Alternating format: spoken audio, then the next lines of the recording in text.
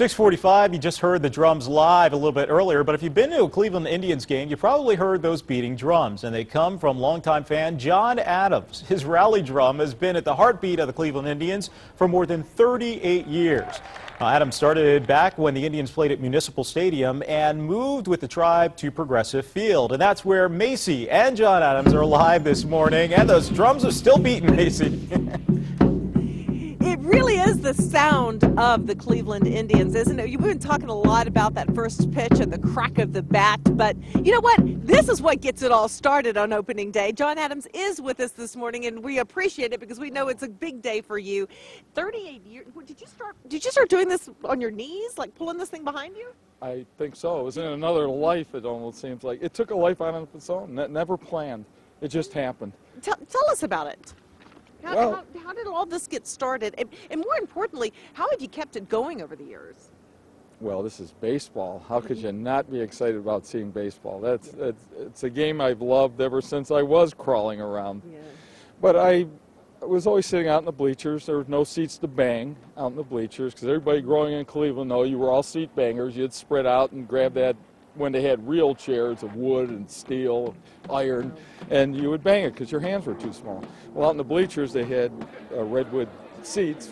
You know, it's all bench seats, so there's nothing to bang on. I thought, you know, I play the drums. I'm going to get a drum and bring it here and bang on the drum instead of banging on the seats. And I called up. They said, fine, as long as you don't bother anybody. And I came down. I was at the bottom of the bleachers, and I remember it was East Tech. It was date night, I think. Boy, girl, boy, girl, boy, girl. You know, 16 of them there. Sat down right in front of the drum, and the guy turns around. You going to hit that? And I go, and I said, oh boy, okay, I can't even get started. And some guy was making a beer run to the top of the bleachers. He said, you won't bother anybody up here. And I went up there and started hitting it, and it just happened. And we're glad it did. Oh, yeah, me too. Do you still get as excited? Oh, opening day, there's nothing like it. I still get the, a little bit of butterflies. But what really happens is you have memories.